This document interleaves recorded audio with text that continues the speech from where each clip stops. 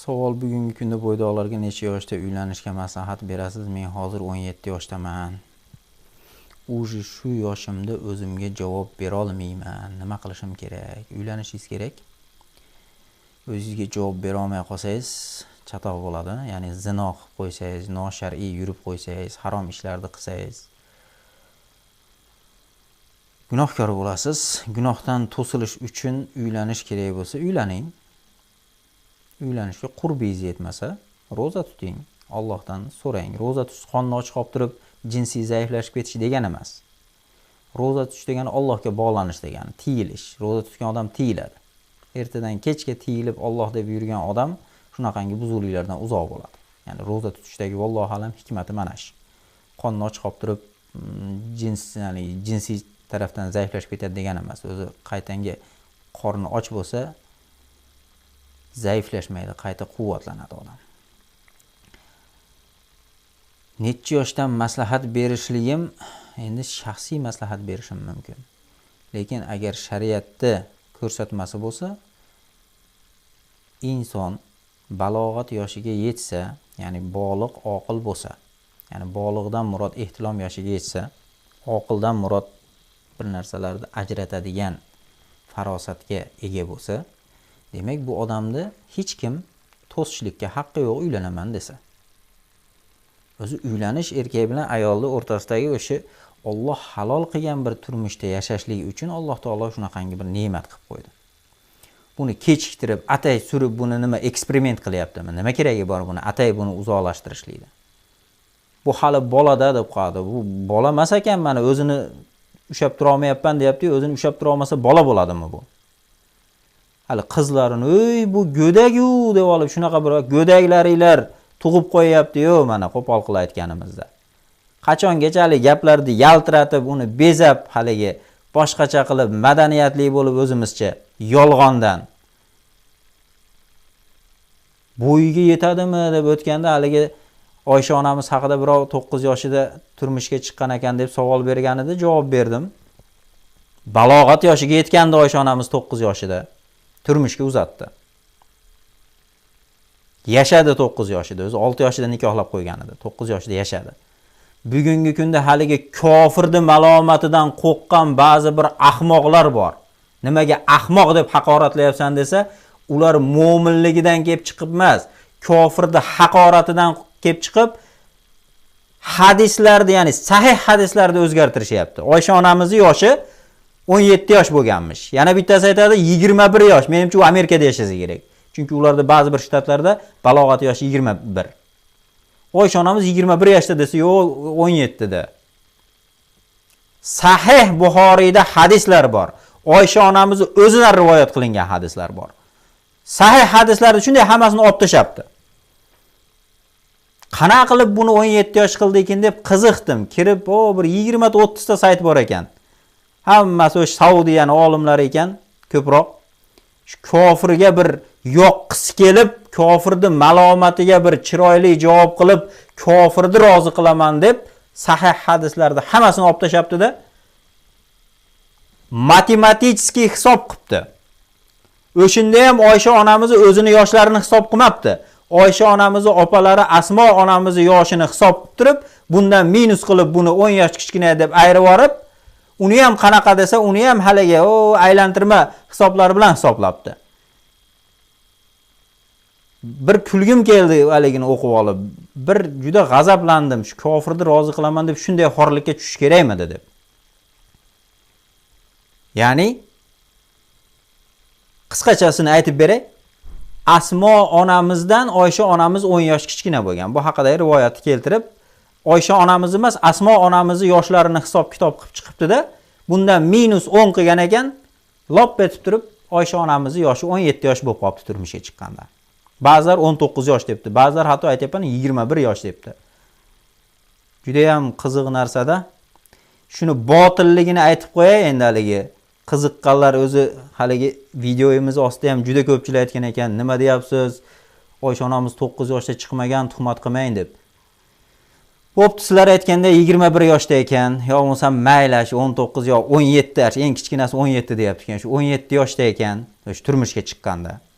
turmushga chiqqandan keyin o'sha 3-4 yil o'tgandan keyingi hadislari bor. 5 yil o'tgandan keyingi hadislari bor. Rasululloh sollallohu alayhi vasallam sahroda yugurishdi deydi. Yoshligimda to'lishmagandim deydi, ya'ni qiyofasi ayol qiyofasiga kelmagan ekan. Shu paytda men o'zib ketdim. Keyingi yili sal to'lishib qolgan edim, ya'ni ayollik qiyofasiga kirib qolgan ekan. Yugurib Rasululloh sollallohu alayhi vasallam mendan o'tib ketdi va bir bo'ldi dedi deyapti. Ikkinchisi Oysha onamiz haligi ifk voqeasida gajavani ko'tarib tuyaga qo'ygan odamlar ichida Oysha onamiz bor yo'qligini bilmagan. Chunki shunaqa yengil kichkina qiz bo'lgan. Mayli, endi bu yengil og'irligi tarafidan emas. Oysha onamizning o'yinchoqlarini ko'rib payg'ambar alayhisalom aytadi: "Ey Oysha, otingni qanoti bor ekanmi?"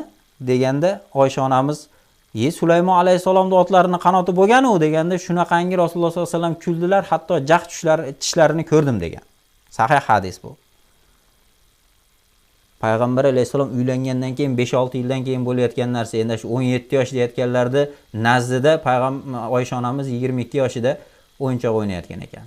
Endi hali 21 yoshda deyotganlarimiz shu 30 ga borganda o'yin o'ynayotgan bo'ladi. Bunaqangi haligi kofirni rozi qilaman deb turib shunaqangi nodonchilikka kirishlik joiz emas, harom. Asmo onamiz, ya'ni Oysha onamizning opalari 10 yosh katta deb aytayapti o'sha aytayotganlar. Asmo onamiz birinchi bo'lib o'sha hijrat yerida ko'zi yorigan, ya'ni Abdulloh ibn Zubayr birinchi bo'lib muhojirlar orasida tug'ilgan farzand hisoblanadi. Ya'ni Zubayr ibn Avvom roziyallohu anhu bilan Asmo onamiz, ya'ni Asmo binti Abu Bakrning farzandlari. Ya'ni hijrat qilib borganda ko'rgan eng katta farzandlari, o'zi eng katta farzandlari. Undan keyin yana 3 ta ukasi bo'lgan. Eng kattasi Abdulloh ibn Zubayr bo'lgan. Endi o'sha haligi g'arbni rozi qilaman deganlarni nazari bilan qaraydigan bo'lsa, Asmo onamiz 27 yoshlarida o'sha yerga borib farzand ko'rgan ekan, ya'ni birinchi farzandlarini. Ya'ni arab jamiyatida o'sha mahallarda, ya'ni qizlarni erta bo'yiga yetganligi uchun xatna qiladigan maskan, ya'ni arab jazirasi. Shu yerda 27 yoshida turmushga chiqib farzand ko'ryapti. Endi ularda hisobida juda ham bir nodonlikda, u paytda 27 emas, hamma biladi, u paytda emas, yaqinda hamla biz yoshligimizda ham 20 ga kirib qolsa, u yoshi o'tib ketyapti degan g'am bo'lar edi. Issiq yurtlarda yana ham erta yetiladi, uni 27 ga olib chiqib turib keyin turmushga uzatmaydi. Hali kofirga yoqaman deb, kofirda haligi senlar yosh qizlarni olasan degan malomatiga javob qilaman deb Buxoriydagi hadislarni o'zgartirib yoribdi, yo'qqa chiqarib. Oysha onamiz yoshini katta qilaman deb. Islomda biz hech kimni qizinglar 9 yoshda beringlar deb targ'ib qilmadik. Ba'zi bir nodon odamlar qizingizni siz 9 yoshda berarmidingiz, qizingiz boshqa u bu degan shunaqa bema'ni gaplarni yozishibdi. Biz insonlarga qizinglarni 9 yoshda turmushga uzatinglar demadik. Oysha onamiz 9 yoshida balog'atga yetgan edi. Shariat balog'atga yetmagan qizni turmush yashashlikni, ya'ni qo'shilishlikni harom qiladi dedik. Demak, Oysha onamiz balog'atga yetgan edi. Payg'ambar vasallam harom ish qilmagan. Bizda ham odatda ba'zi bir qizlar 9 yoshda yetadi, 10 yoshda, asosan 11-12 da juda ko'p qizlar bo'yiga yetadi. Ba'zi bir qizlar 13-14 yoshida yetadi. 15 yoshdan keyin balog'atga yetadigan qizlar O'rta Osiyo mintaqasida ham juda ham kam. 15 bilan 18 da o'rtasida yetadiganlari juda ham kam. Prosentga olib qarasa 10% chiqmaydi. Asosiysi o'shungacha yetadi. Erkaklar ham shunaqa 15 yoshgacha juda ko'pchilik balog'atga yetadi. Ba'zi birlar o'sha 18 yoshgacha balog'atga yetadiganlar bor, lekin kam. Endi balog'atga yetgan shu bo'yi yetilib qolganlarni majbur atay olib yurishlikda nima hikmat? Bugun Facebookda haligi Zulfiya degan opamiz bor, shu bir qiz haqida yozgan ekan. Turmushga chiqqim rosa keladi deb haligi qiz aytayapti. uni yo'q deb o'qishda o'qiysan deb oxiri qiz oshkora aytib turmushga chiqib ketibdi. Ba'zilar ma'qullayapti, baraka topsin, jur'atli ekan deb. Ba'zilar uyati yo'q ekan deb qarshi chiqayotganlar ham bor. Endi beti qattiq ekan deb halol ishni qilmasdan endi uyatli bo'lib, zino qilib yo birovlar bilan gaplashib yurib, yo har xil vechirinkalarda, diskotekalarda yursa, shunisi yaxshimi? Qizig'i yerida bo'yiga yetgandan keyin berish kerak edi. Necha yoshda yetadi, nima qizig'i bor? Bo'yiga yetdimi? Bo'yiga yetganligi demak turmushga tayyor bo'ldi. Turmushga tayyor bo'ldi degan u hamma narsani bilishligi shart emas. Hamma narsani bilganda turmushga tayyor bo'lmaydi. Hamma narsani bilib zo'r bo'lsa u doktor nauk bo'ladi u. Dissertatsiya yoqlash kerak bo'ladi hamma narsani bilib bo'lgandan keyin. Turmushga chiqish uchun hamma narsani bilish shart emas. Balog'atga yetib qolsa bo'ldi. Turmushga uzatgani bola erkak kishi ham shunaqa. Hamma narsani bilib, oilani boshqarish, hamma yo'lni zo'r qilib qo'ygandan keyin uylanish kerak deydi. Undan keyin uylanishni kerak qolmay qoladi. Hamma yo'lni bilib, hamma yo'lni qilib bitgandan keyin. O'zi unaqa bo'lmaydi o'zi.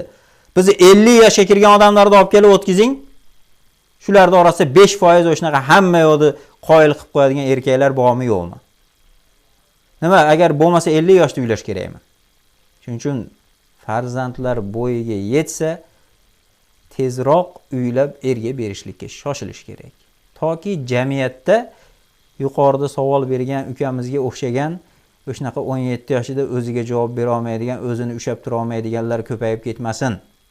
Mayli endi erkak ekan o'zimni ushlab tura olmayapman, boshqa desa eplab bir narsa deyapmiz. Qiz bola shunaqa desachi, o'zimni ushlab tura olmayapman desa nima bo'ladi ahvol? O'zi farqi yo'q, qaysinisi qilsa ham zino, ikkalasiga ham harom. Ikkalasiga ham jinoyat bir xil. Lekin qiz bola nozik narsa, u uyatliroq u. U erkak kishi ekan 17 yoshda bor, dada uylab qo'ying deyishi mumkin. Jab bo'lmasa bir kavushiga biror narsa tiqib qo'yishi mumkin. Qiz bola nima qiladi? Kutib yuraveradimi bu ota-onasini? Bo'yiga yetdimi, o'rni chiqdimi, shab bersin. Qolganini o'sha tarbiyalasin, oilada tarbiyalansin, oilada o'qisin, oilada yuksalsin. Hamma yo'lni bilib bo'lgandan keyin, qo'lidan hamma ish kelgandan keyin uylamaydi. Unaqa desa bugungi kunda o'sha 40-50 da ham uylamaslik kerak ko'pchilikda. Chunki 40-50 da ham sizlar aytayotgan standartga tushmayapti odamlar. Xullas, qachon uylanish erga berish kerak esa balog'atga yetganda berishlik kerak.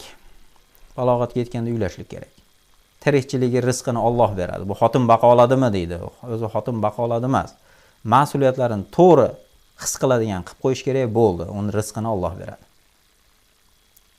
Hech kim birovning rizqini paydo qilmaydi. Harakatini qiladi, rizqini Alloh yozgan deydi. Shuning uchun rizqiga bog'lab, boshqa narsasiga bog'lab turib, insonlarni haloldan to'sib buzuqchiligiga yo'l ochib berishlikdan ehtiyot bo'lishlik kerak.